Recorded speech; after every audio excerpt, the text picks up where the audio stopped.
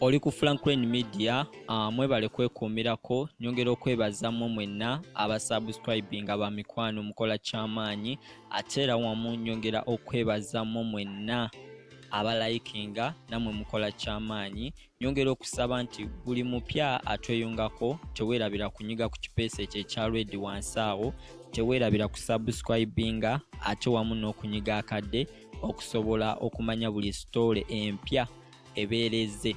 Kakati omukulu Eddie Kenzo Musuuza azzeemu okuba nti alumya Leema wamu n'omukulu Hamza.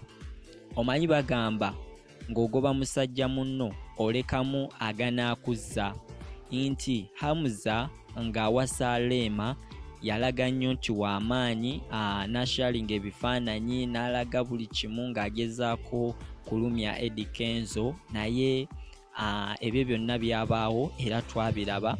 Naye omukulu Eddie Kenzo olw'okusirika kwe n'okwekontrolinga, wadde kyabaawo twalaba nti Eddie Kenzo musajja wattu yakabanga amaziga, ate wamu yateekanga posti ku mutimbagano gwe gwa Facebook, yateekangayo ebintu bingi, obulamu engeri gye butambulamu, ekyo okuva ku olwo we batwala Leema, so ebintu bingi bye twalaba eby'enjawulo.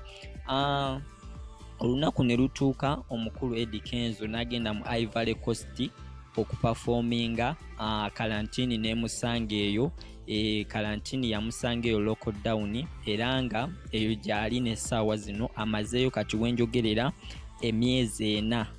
Wabula mu myezi 4 egyo gy'amazeeyo gimuyambye. Kikyentegeeza nti emyezi 4 gy'amaze mu Ivory Coast gimuyambye okuba ng'atereeza obulamu bwe, kubanga singa abadde si coronavirus, abadde Eddie Kenzo obulamu bwe tebugenda kutereera.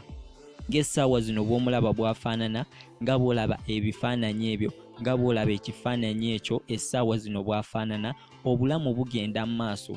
Obulamu nti kati yakyusa.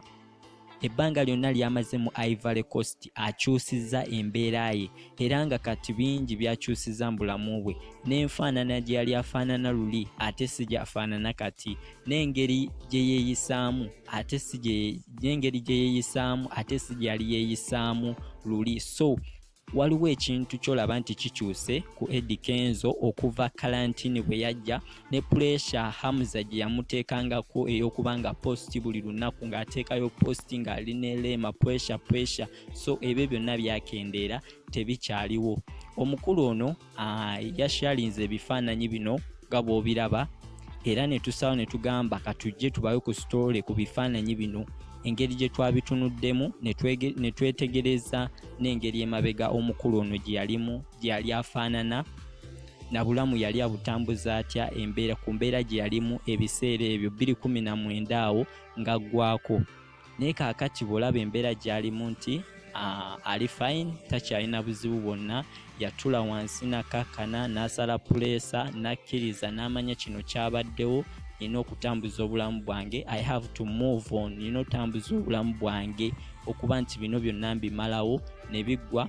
Era nga bw'olaba ebifaananyi ebyo, omwami ono ali steady, takyalina kizibu kyonna, takyalina kimusumbuwa okuggyako okubanga atandise kulumya, atandise kuba nti alumya, naye atandise okuba nga azzaayo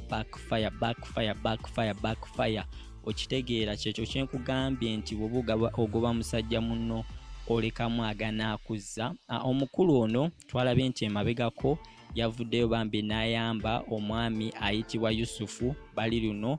Omwami oyo yabadde akaaba nti alina abaana mu nnyumba, alina famire, bafa enjala, tebalina kyakulya, beetaaga buyambi. Wabula Eddie Kenzo yavuddeyo n'atoola miliyoni 5 bweddu n'aba nga ayamba omwami ono, era omwami ono bwe twogerera yabaddeko emabegaawo ng'asiima nga yeebaza Eddie Kenzo. So Eddie Kenzo nga embeera gye tulaba essaawa zino okuba nti ayambako ne buli muyimbi abafulumiza oluyimba olupya, asharinga linki ku Facebook page ye, kikwegamba kati alaga omutima omwagalizi, ebiri byonna yabivaamu. So Franklin, subscribe Franklin Media, mwebale.